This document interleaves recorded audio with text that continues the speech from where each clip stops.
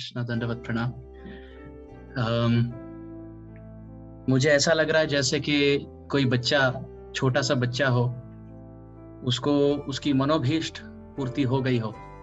महाराज जी को अब स्क्रीन में देखकर मुझे इतना संतुष्ट हो रहा है हृदय। एक श्लोक संस्कृत का मुझे स्मरण हो रहा है। उसके पीछे एक छोटी सी कथा है कि एक बार एक भिखारी जो जमीन पर बैठकर रास्ते पे भीख मांगता था, उसकी तरफ कोई नहीं देखता था, पर उस राज्य के जो राजा थे उनकी विशेष कृपा हुई, दृष्टिपात हुआ इस भिखारी की ओर। भिखारी को पूछे, पास बुलाए राजा और बोले कि अपने बारे में बताओ, कौन हो तुम? तो हड़बड़ाया भिखारी, अब क्या बोले। भिखारी ने कहा, आप में और हम में एक समानता है। राजा ने कहा, अरे मैं तो राजा हूं, तुम भिखारी हो, हमें क्या समानता? तो भिखारी ने कहा, अहम च त्वं च राजेंद्र लोकनाथ उभौ अपि अहम बहुव्रीहिश्चास्मि षष्ठी तत्पुरुषो भवान। कि आप और मैं दोनों लोकनाथ हैं, ऐसे उस भिखारी ने कहा। राजा ने कहा, मैं कुछ समझा नहीं। तो फिर उस भिखारी ने कहा, आप तो लोकनाथ हैं इसलिए क्योंकि सभी लोगों के नाथ हैं आप, लोगों के और लोगों के आप नाथ हैं, आप सबके स्वामी हैं इसलिए आप लोकनाथ हैं। और मैं लोकनाथ इसलिए हूं, भिखारी ने कहा, क्योंकि सब लोग मेरे नाथ हैं। मैं उन्हीं के कृपा, उन्हीं के धन, उन्हीं के असीम अनुकंपा के योग्य पात्र बनने की अभिलाषा रखता हूं। तो फिर उस भिखारी ने कहा कि आप भी लोकनाथ, मैं भी लोकनाथ। आप लोकनाथ इसलिए हे राजा क्योंकि आप लोगों के नाथ हैं, और मैं लोकनाथ इसलिए क्योंकि लोग मेरे नाथ हैं, मैं उनका सेवक हूं। तो मुझे वैसा लग रहा है आज, क्योंकि महाराज जी तो लोकनाथ हैं ही, लोगों के नाथ हैं ही, राजा हैं, और मैं भिखारी हूं। तो मुझे आज वो सौभाग्य प्राप्त हुआ, ऐसे मुझे लगा। तो धन्यवाद। हरे कृष्ण। नमः विष्णुपादाय कृष्ण प्रेष्ठाय भूतले श्रीमते भक्ति वेदांत स्वामिनिति नामिने नमस्ते सारस्वती देवे गौरवाणी प्रचारिणी निर्विशेष शून्यवादी पाश्चात्य देशतारिणी श्री कृष्ण चैतन्य प्रभु नित्यानंद श्री अद्वैत गदाधर श्रीवासादि गौर भक्त वृंद।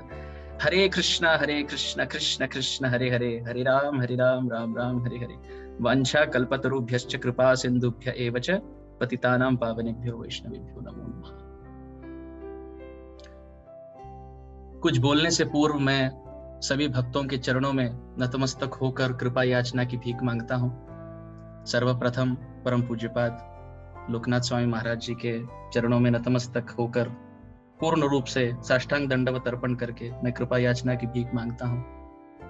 और सभी वरिष्ठ वैष्णवी वृंदों की भी मैं कृपा अभिलाषा रखता हूं। आप कृपा करें, मेरे लिए प्रार्थना करें, ताकि सही समय पर सही शब्दों के प्रयोग से, सही भाव से प्रभु की स्तुति हो सके और हमारे अंतःकरण का शुद्धिकरण हो। जैसे प्रभु जी ने कहा, परसों हमारे गौड़ीय दिन दर्शिका के अनुसार, वैदिक कैलेंडर के अनुसार बहुत प्रमुख दिन है। वसंत पंचमी का महामहोत्सव, जो वसंत का महीना है, वृंदावन ब्रजवासियों के लिए बहुत विशेष है। ये पहला दिन है और कई सारे बातें कह सकते हैं, ये हमारा कल का विषय रहेगा। परंतु आज हम जो विषय पर चर्चा करने का प्रयास करेंगे वो है वैष्णव जीवन चरित्र। वसंत पंचमी के दिन कई सारे भक्तों, विशेष करके हमारे गौड़ीय वैष्णव संप्रदाय के आचार्यों के आविर्भाव और तिरोभाव मनाए जाते हैं। और उनमें से ऐसे एक उत्कृष्ट महानुभवी वैष्णव, गौड़ीय सिद्धांत के इतने बड़े रक्षक, इतने बड़े पालक हमारे श्रीला विश्वनाथ चक्रवर्ती ठाकुर रहे हैं। विशेष करके हमारे श्रीला प्रभुपाद जी श्रीला विश्वनाथ चक्रवर्ती ठाकुर के तात्पर्यों से बहुत प्रेरित रहे, और उन्होंने श्रीला विश्वनाथ चक्रवर्ती ठाकुर के तात्पर्यों को श्रीमद् भागवत में अपने भक्ति वेदांत परपोर्ट्स में उसको सम्मिलित किया और बारंबार उसका उल्लेख किया। प्रभुपाद भक्ति सिद्धांत सरस्वती ठाकुर भी अपने जीवन में श्रीला विश्वनाथ चक्रवर्ती ठाकुर के चरण कमलों के प्रति विशेष आसक्त रहे उन्होंने कहा कि विश्वनाथ चक्रवर्ती ठाकुर ऐसे समय में प्रकट हुए जब गौड़ीय सिद्धांत के महाप्रभु के विशेष शिक्षा सिद्धांत को खंडित करते हुए कई सारे अपसंप्रदाय आविर्भूत हुए। तब चक्रवर्ती पाद ने जन्म लिया, आविर्भूत हुए, और इस सब गौर शिक्षा प्रतिकूल जो अपसंप्रदाय प्रस्तुत हुए, इन सब का विशेष खंडन किया श्रील विश्वनाथ चक्रवर्ती ठाकुर ने। विश्वनाथ चक्रवर्ती ठाकुर ने अपने ग्रंथों के माध्यम से, अपने कथा के माध्यम से, अपने जीवन शैली के माध्यम से और अपने शिष्य कृपा पात्र श्रीपाद बलदेव विद्याभूषण के माध्यम से गौड़ीय सिद्धांत, गौड़ीय शिक्षा और रूपानुग धारा को संभाला और बहुत मान सम्मान से अपने स्थान पर प्रतिष्ठित किया। श्रील विश्वनाथ चक्रवर्ती ठाकुर का नाम विश्वनाथ इसलिए है, प्रभुपाद भक्ति सिद्धांत सरस्वती ठाकुर कहते हैं विश्वनाथ इसलिए है क्योंकि उन्होंने इतने सुंदर तरीके से ब्रज रस का विस्तार किया कि पूरे विश्व में जो भी भक्त हैं उन सबके नाथ हो गए। बहुत सुंदर व्याख्या है। विश्वनाथ, विश्व भर जो भी भक्त उपस्थित रहे, थे, हैं और रहेंगे, इन सब के हृदय को जीत लिए श्रील चक्रवर्ती पाद। कैसे? क्योंकि उन्होंने व्रज रस, विशेष करके माधुर्य प्रेम का सविस्तार वर्णन किया, प्रचार किया, उसको प्रसारित किया। विश्वनाथ चक्रवर्ती ठाकुर लगभग आज से लेकर 10-11 पीढ़ी पहले आविर्भूत हुए। 1638 में उनका जन्म हुआ। देवग्राम नामक ग्राम में, नदिया स्थान में, महाप्रभु के बंगाल में ही चक्रवर्ती पाद आविर्भूत हुए, एक बहुत सुंदर ब्राह्मण कुल में। नारायण चक्रवर्ती उनके पिता का नाम था, जो भी इतने बड़े वरिष्ठ वैष्णव थे। और नारायण चक्रवर्ती के विशेष करके 3 पुत्र का उल्लेख है। पहले पुत्र का नाम था रामभद्र चक्रवर्ती, दूसरे पुत्र का नाम था रघुनाथ चक्रवर्ती और तीसरे पुत्र का नाम हुआ श्रीला विश्वनाथ चक्रवर्ती। श्रीला विश्वनाथ चक्रवर्ती ठाकुर के विषय में कहा गया कि अपने बच्चेपन से इतने आसक्त थे राधा और कृष्ण के बहुत सुंदर दिव्य चरण कमलों के प्रति। वैसे तो कहा गया कि श्रीला विश्वनाथ चक्रवर्ती ठाकुर तो नित्य परिकर है, नित्य पार्षद हैं। राधा कृष्ण के ब्रज निकुंजों से वो अवतरित हुए। निष्प्रपंचात प्रपंचे अवतरति इति अवतार।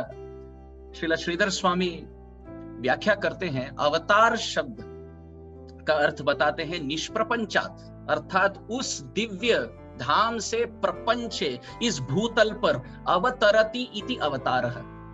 जो व्यक्ति उस आध्यात्मिक धाम से इस भूतल पर आविर्भूत होते हैं, अवतार लेते हैं जन सामान्य के कल्याण के लिए, यही अवतार स्वरूप है। मुझ जैसा कलिग्रसित व्यक्ति कर्म बंधन के अनुसार एक माँ के गर्भ से दूसरे माँ के गर्भ में प्रवेश करता है, इसको जन्म कहा गया। परंतु शुद्ध वैष्णव आचार्य जन्म नहीं लेते हैं, वो सूर्य के समान उदित होते हैं, अस्त होते हैं और उदित होते हैं, आविर्भूत होते हैं और तिरोभावित होते हैं। राधा और कृष्ण की लीला में श्रील विश्वनाथ चक्रवर्ती ठाकुर का विशेष स्थान है। राधा रानी के चरणों में स्थित विनोद मंजरी नामक किंकरी या पाल्य दासी के रूप में श्रील विश्वनाथ चक्रवर्ती ठाकुर विराजमान है। बच्चेपन से भागवतम के प्रति इतनी आसक्ति। उनके बड़े भाई रामभद्र चक्रवर्ती भागवत प्रवक्ता थे। भागवत में वो बहुत व्याख्या करते थे, विस्तार करते थे, श्लोकों का रटन पटन होता था घर में। और श्रील विश्वनाथ चक्रवर्ती ठाकुर जन्म से लेकर, ऐसे कहा गया 3-4 के उम्र में, जब बच्चे यहाँ वहां खेलते हैं, खिलौनों से आसक्त रहते हैं, तब ऐसा समय होता है, बालावस्था क्रीडासक्तः, करुणावस्था तरुणी आसक्तः, वृद्धावस्था चिंतासक्तः, पर ब्रह्मणि कोपि न सक्तः। भगवान आदि शंकराचार्य जी कहते हैं बच्चेपन में बच्चे क्या करते हैं? क्रीडासक्त, जो खिलौने होते हैं उससे आसक्त होते हैं। परंतु चक्रवर्ती पाद, हमारे गौड़ीय शिरोरत्न विश्वनाथ चक्रवर्ती ठाकुर खेलते नहीं थे। ऐसे कहा गया रामभद्र चक्रवर्ती, उनके बड़े भाई, जब भागवत बोलते थे तब विश्वनाथ चक्रवर्ती ठाकुर उनके चरणों में बैठकर भागवत सुनते थे। श्रुतस्य पुंसाम सुचिर श्रमस्य नान्वंजसा सूरिवीरीडितर्तः तत्तद्गुणानुश्रवणं मुकुंद पादारविंदम हृदयेषु येषाम्। भागवत के तीसरे स्कंद में कहा गया कि अनंत जन्म के तप, यज्ञ, जप, दान इत्यादि जब फलीभूत होते हैं, तब भागवत सुनने का, भगवान के विषय में स्मरण करने का और शुद्ध भक्तों के साथ भगवान का जो आदान प्रदान होता है, इसको सुनने में आसक्ति होती है, रुचि जागृत हो जाती है। चक्रवर्ती पाद ने दर्शाया कि भक्ति करने के लिए कोई वृद्धावस्था को प्राप्त करने की आवश्यकता नहीं। जिस प्रकार प्रहलाद जी ने प्राप्त किया, जिस प्रकार ध्रुव जी ने प्राप्त किया, कौमारम आचरेत प्राज्ञो धर्मान भागवतानि है दुर्लभम मानुषम जन्म तदपि अर्थदम अध्रुव व्याधस्याचरणम ध्रुवस्य च वयोर विद्या गजेन्द्रस्य का कुब्जाया किमु नाम रूपम अधिकम किम तत्सुधाम्नो धनम वंश किम विदुरस्य यादव पतेर उग्रस्य का पौरुषम भक्तिम तुष्यति केवलम न च गुणैर भक्ति प्रियो माधव। पद्यावली में रूप गोस्वामी पाद भी कहते हैं, भक्ति करने के लिए यदि आयु की आवश्यकता होती तो बताइए प्रहलाद और ध्रुव कैसे भगवत प्राप्त हो गए। तो चक्रवर्ती पाद बच्चेपन से अपने भाई के सानिध्य में बैठकर भजन कीर्तन करते थे, हजारों की संख्या में नाम जपते थे, हजारों की संख्या में। इतनी आसक्ति, ब्रजनिष्ठा थी। पूरे 12 स्कंद पढ़ने के बाद रामभद्र चक्रवर्ती ने पूछा, उनके बड़े भाई ने पूछा, अच्छा विश्वनाथ बताओ, 12 स्कंद सुनने के बाद सारांश बात क्या है? विशेष तुम्हें निचोड़, पूरे शास्त्र का, भागवत का निचोड़ क्या प्राप्त हुआ? सार बताओ, ऐसे कौन सी बात, निष्कर्ष क्या है, तात्पर्य क्या है, तुमने ऐसी कौन सी बात अपने हृदय में ग्रहण की?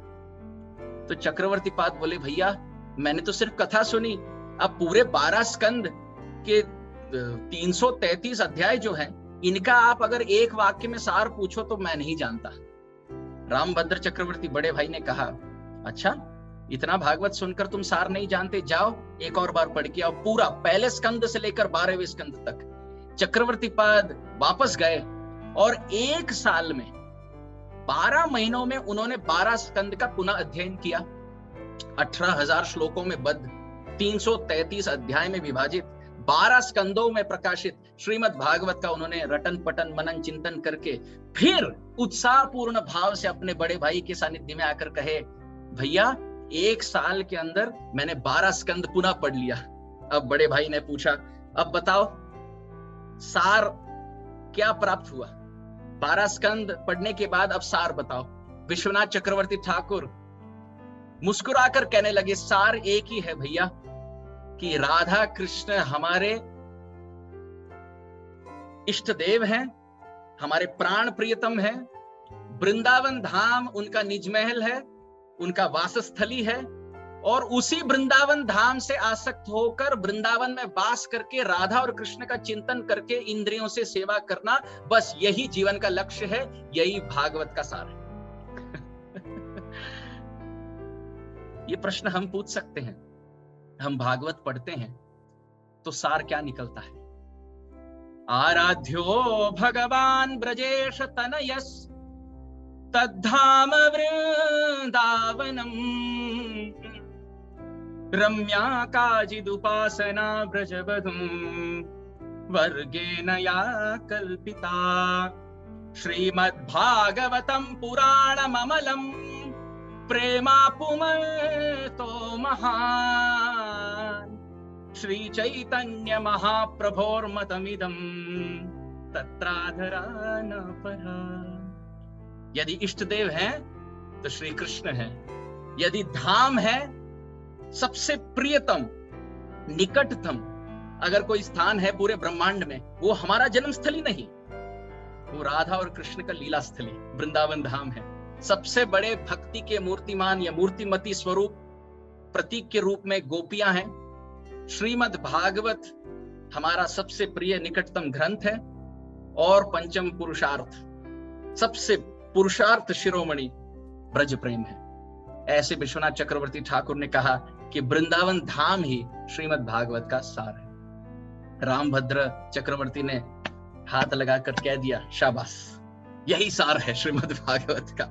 इसलिए चक्रवर्ती पाद ने जब ग्रंथों की रचना की, ऐसे कहा जाता है कि श्रीला विश्वनाथ चक्रवर्ती ठाकुर ने 40 से अधिक संस्कृत भाषा में ग्रंथों की रचना की। कई सारे प्रसिद्ध ग्रंथ हैं, जैसे माधुर्य कदम्बिनी बहुत प्रसिद्ध है, चमत्कार चंद्रिका बहुत प्रसिद्ध है, रागवर्त्म चंद्रिका बहुत प्रसिद्ध है, संकल्प कल्प द्रुम बहुत प्रसिद्ध है। इसके साथ साथ हम देखते हैं श्रील विश्वनाथ चक्रवर्ती ठाकुर ने कई सारे शास्त्रों पर टीका की। भागवत के टीका का नाम है सारार्थ दर्शिनी टीका, भगवत गीता पे टीका का नाम है सारार्थ वर्षिनी टीका। अब सारार्थ नाम क्यों दिया? क्योंकि उनके बड़े भाई ने इतने पढ़ने के बाद उनसे एक ही प्रश्न पूछा कि पूरे ग्रंथ का सार अर्थ क्या है? सार अर्थ क्या है? तो इसलिए उन्होंने सारार्थ दर्शिनी, सारार्थ वर्षिनी टीका ऐसे उन्होंने प्रस्तुत किया, प्रकाशित किया। उसके साथ साथ हम देखते हैं श्रील विश्वनाथ चक्रवर्ती ठाकुर ने व्रजरीति चिंतामणि नामक ग्रंथ, बहुत सुंदर ग्रंथ, जहां वृंदावन धाम के विशेष लीला स्थलियों का और लीलाओं का, राधा कृष्ण के बहुत सुंदर लीलाओं का वर्णन भी उन्होंने उसमें उल्लेख किया और विस्तार किया। इसके साथ साथ श्रील रूप गोस्वामी के भक्ति रसामृत सिंधु पर उन्होंने टीका की, रूप गोस्वामी के उज्ज्वल नीलमणि पर टीका की, श्रील रूप गोस्वामी के लघु भागवतामृत पर टीका की। इसके साथ साथ उन्होंने नरोत्तम दास ठाकुर की प्रेम भक्ति चंद्रिका पर टीका की, कवि कर्णपुर के ग्रंथों में टीका की, और इस प्रकार से वो टीका करते थे। अभी देखिए शीर्षक देख लीजिए, रूप गोस्वामी ने ग्रंथ लिखा भक्ति रसामृत सिंधु। इसका अर्थ यह कि भक्ति रस, अमृतमय रस की सिंधु उन्होंने सिंधु प्रस्तुत किया। और श्रील विश्वनाथ चक्रवर्ती ठाकुर ने दैन्य भाव में स्थित होकर कहा, सिंधु तो बहुत दूर की बात है, मेरी टीका को अगर नाम देना हो वो सिंधु नहीं बिंदु होना चाहिए। तो इसलिए उन्होंने नाम दिया भक्ति रसामृत सिंधु बिंदु। रूप गोस्वामी ने महासागर दिया, पर मैं तो एक कणिका दे रहा हूं बस।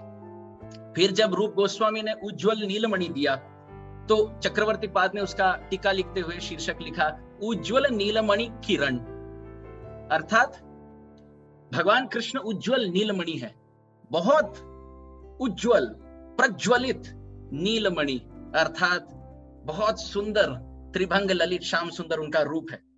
तो मानो एक रत्न के समान है भगवान श्री कृष्ण, दिव्य पारमार्थिक रत्न है। और कवि हमारे विश्वनाथ चक्रवर्ती ठाकुर लिखते हैं, मैं उस रत्न का क्या विशेष मैं वर्णन कर सकूं। रूप गोस्वामी ने उस नीलमणि का वर्णन किया, मैं तो बस उससे उद्धृत होते हुए एक किरण मात्र, लेश मात्र किरण का मैं ही प्रस्तुति करूंगा। इसलिए उन्होंने नाम रखा उज्ज्वल नीलमणि किरण। देखिए, जब रूप गोस्वामी सिंधु देते हैं तो चक्रवर्ती पाद कहते हैं मैं बिंदु दे रहा हूं।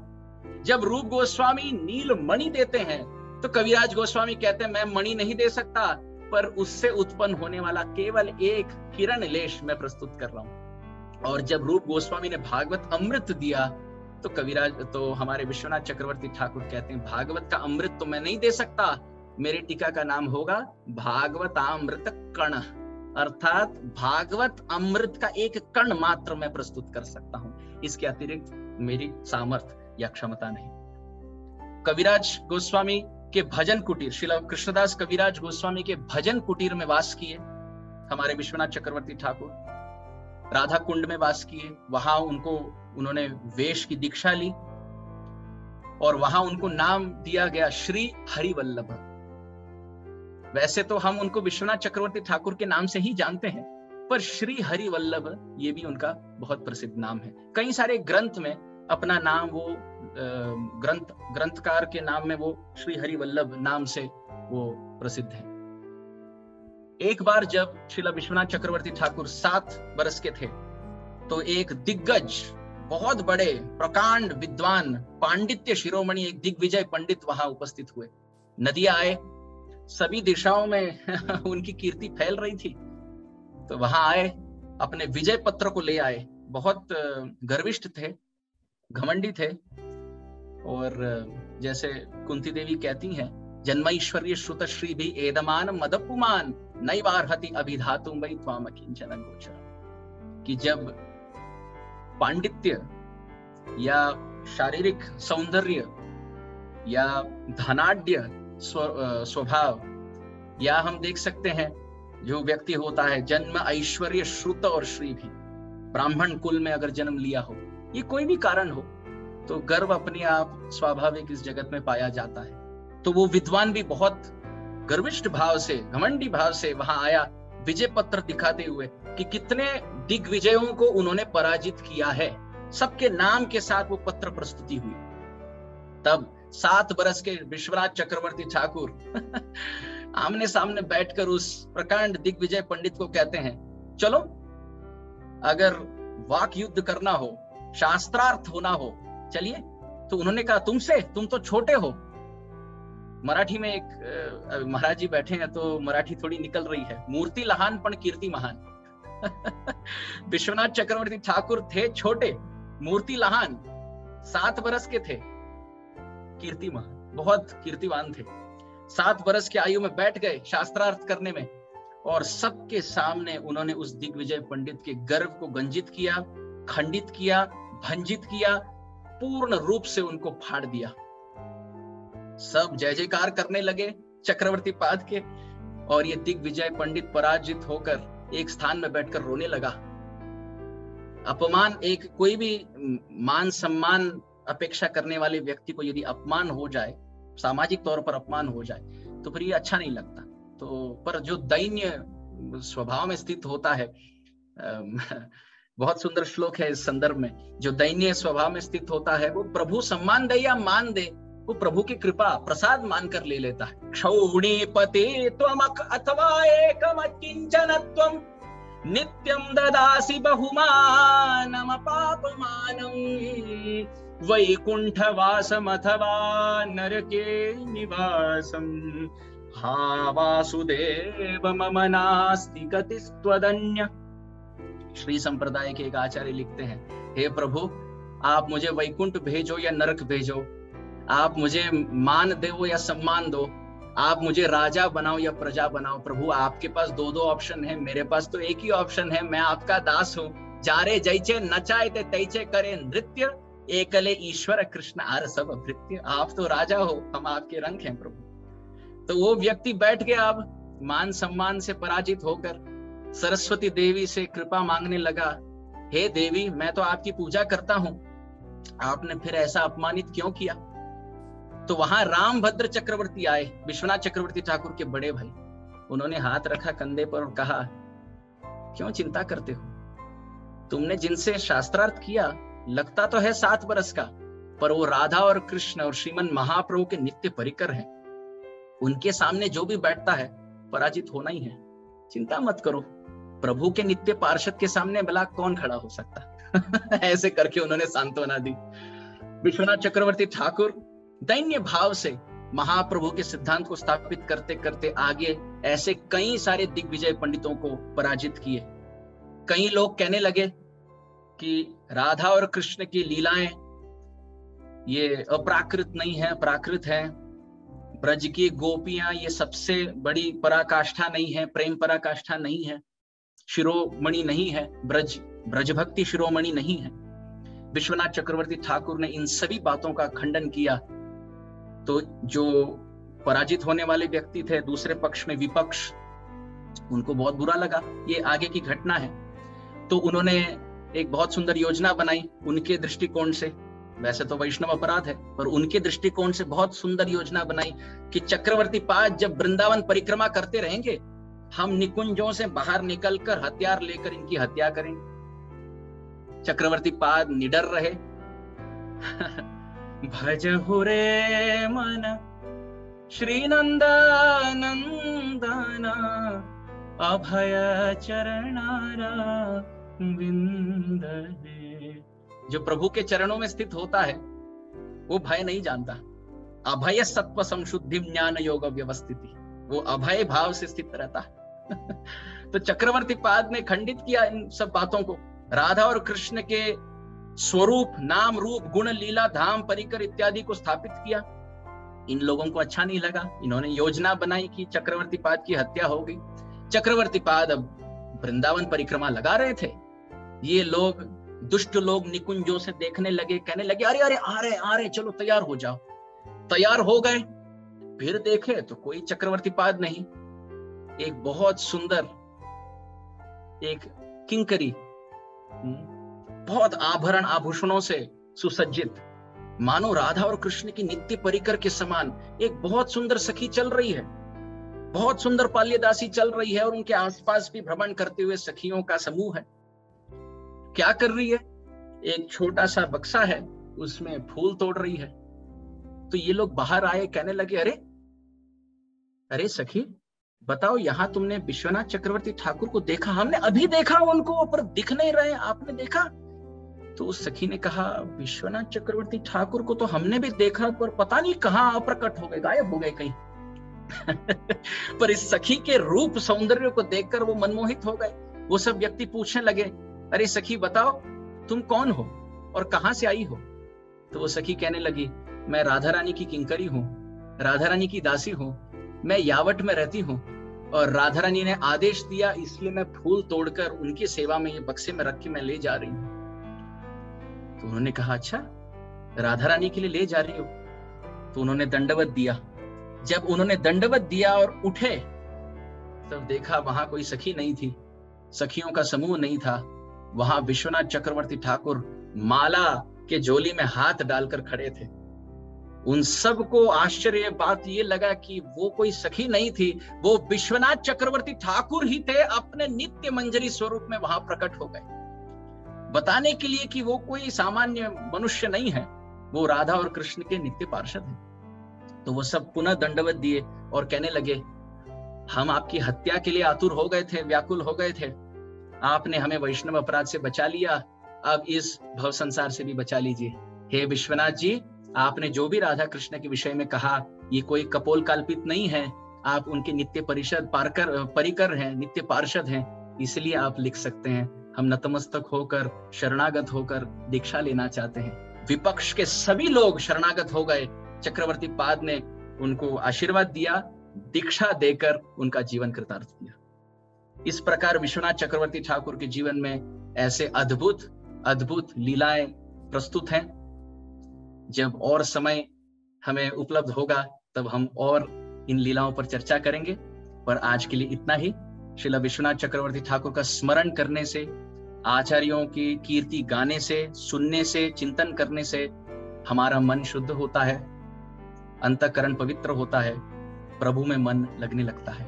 तो मैं आभार प्रकट करता हूं, बहुत सुंदर अवसर मुझे आज प्रदान किया गया ताकि मैं अपने अंतःकरण और मेरे जिह्वा को मैं पवित्र कर सकूं। तो मैं परम पूज्यपाद लोकनाथ महाराज के चरणों में वापस नमस्कार करके, नतमस्तक होकर मैं भीख मांगता हूं। जो भी त्रुटि हो गई है, जो भी गलती हो गई है, आप क्षमा करें। और सभी भक्तों से भी अनुरोध है, सारग्रही भाव से जो भी दो चार बातें आपको प्रेरणादायक लगी हो, आप हंस के रूप में दूध को ग्रहण करके जल रूपी त्रुटि को यहीं छोड़ दें।